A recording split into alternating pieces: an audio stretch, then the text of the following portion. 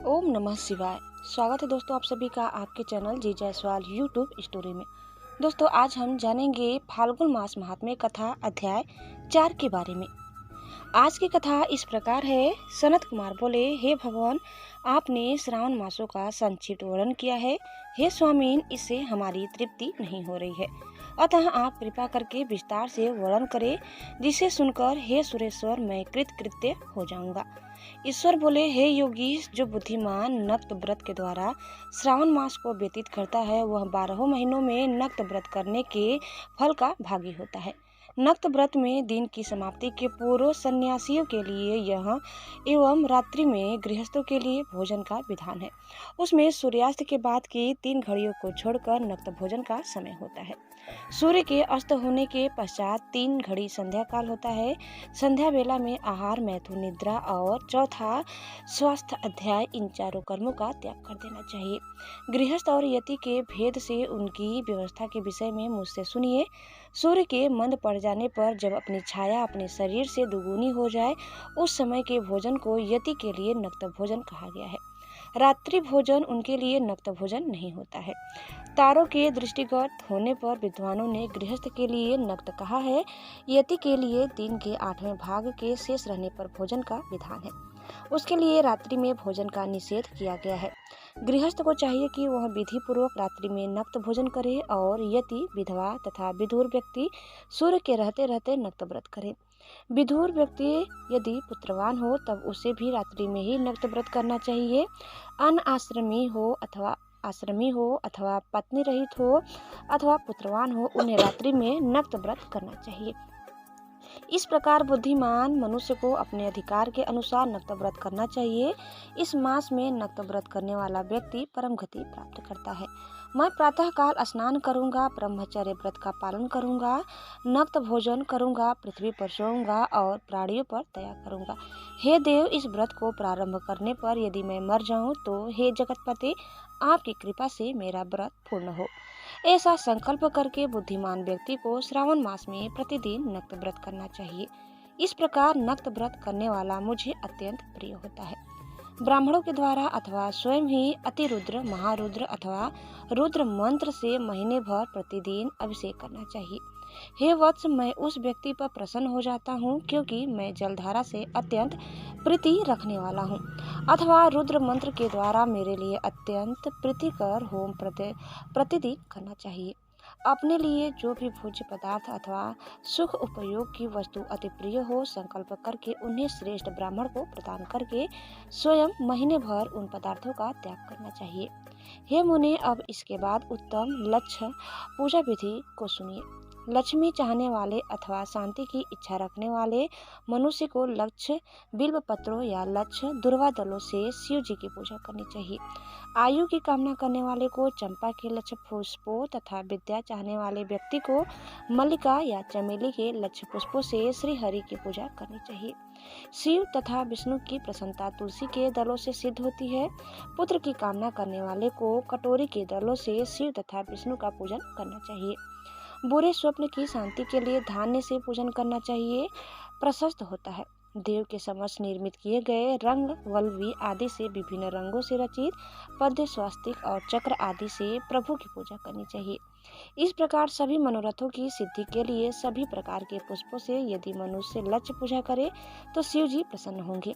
तत्पश्चात उद्यापन करना चाहिए, मंडप निर्माण करना चाहिए और मंडप के त्रिभाग परिमाण में वेदिका बनानी चाहिए।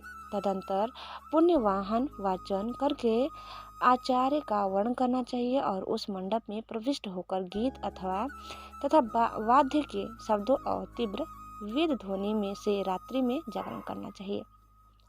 वेदिका के उत्तम लिंग तो भद्र बनाना चाहिए और उसके बीच में चावलों से सुंदर कैलाश का निर्माण करना चाहिए। उसके ऊपर तांबे का अत्यंत चमकीला तथा पंच पल्लव युक्त कलश स्थापित करना चाहिए और उसे रेशमी वस्त्र से वेष्टित कर देना चाहिए। उसके ऊपर पार्वती पति शिव की सुवर्णमय प्रतिमा स्थापित करनी चाहिए। तत्पश्चात पंचामृत पूर्वक धूप दीप तथा नैवेद्य से उस प्रतिमा की पूजा करनी चाहिए और गीत, वाद्य, नृत्य तथा वेद शास्त्र तथा पुराणों के पाठ के द्वारा रात्रि में जागरण करना चाहिए। इसके बाद प्रातःकाल भली भांति स्नान करके पवित्र हो जाना चाहिए और अपनी शाखा से में निर्दिष्ट विधान के अनुसार वेदिका निर्माण करनी चाहिए।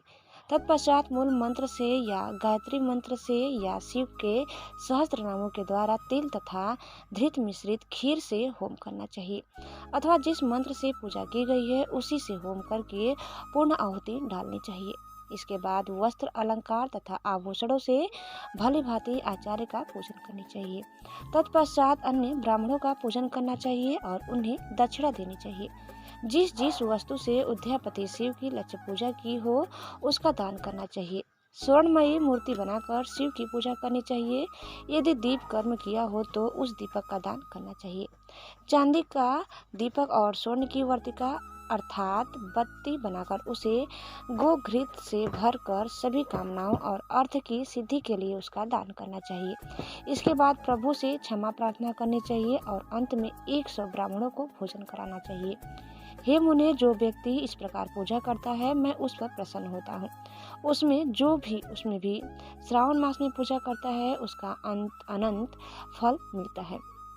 यदि अपने लिए अत्यंत प्रिय कोई वस्तु मुझे अर्पण करने के विचार से इस मास में कोई त्यागता है तो उसका फल सुनिए। इस लोक में तथा परलोक में उसकी प्राप्ति लाख गुना अधिक होती है। सकाम करने से अभिलषित सिद्धि होती है और निष्काम करने से परम गति मिलती है। इस मास में रुद्र अभिषेक करने वाला मनुष्य उसके पाठ की अक्षर संख्या से एक एक अक्षर के लिए करोड़ करोड़ वर्षों तक रुद्र लोक में प्रतिष्ठा प्राप्त करता है। पंचामृत का अभिषेक करने से मनुष्य अमरत्व प्राप्त करता है।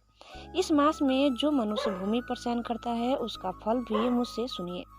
हे द्विश्रेष्ठ, वह मनुष्य 9 प्रकार के रत्नों से जड़ी हुई सुंदर वस्त्र से आच्छादित बिछे हुए कोमल गद्दे से सुशोभित देश तकियों से युक्त रक्त स्त्रियों से विभूषित रत्न निर्मित दीपों से मंडित तथा अत्यंत मृदु और गौड़ाकार प्रवालम मणि निर्मित अथवा हाथी दांत की बनी हुई अथवा चंदन की बनी हुई उत्तम तथा शुभ शैया प्राप्त करता है।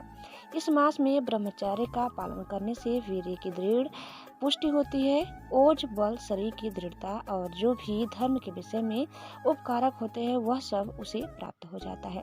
निष्काम ब्रह्मचर्य व्रति को साक्षात ब्रह्मपति होती है और सकाम को स्वर्ग तथा सुंदर देवांगनाओं की प्राप्ति होती है। इस मास में दिन रात अथवा केवल दिन में अथवा भोजन के समय मौन व्रत धारण करने वाला भी महान वक्ता हो जाता है। व्रत के अंत में घंटा और पुस्तक का दान करना चाहिए। मौन व्रत के महात्म्य से मनुष्य सभी शास्त्रों में कुशल तथा वेदांग में पारंगत हो जाता है तथा बुद्धि में बृहस्पति के समान हो जाता है। मौन धारण करने वाले का किसी से कलह नहीं होता, अतः मौन व्रत अत्यंत उत्कृष्ट है। दोस्तों, कथा समाप्त होता है। आपको हमारा आज का ये वीडियो कैसा लगा कमेंट करके जरूर बताइए और चैनल में नए हैं तो प्लीज़ लाइक शेयर सब्सक्राइब करना न भूलें। धन्यवाद। एक बार प्रेम से बोलिए बाबा विश्वनाथ की जय। ओम नमः शिवाय। हर हर महादेव।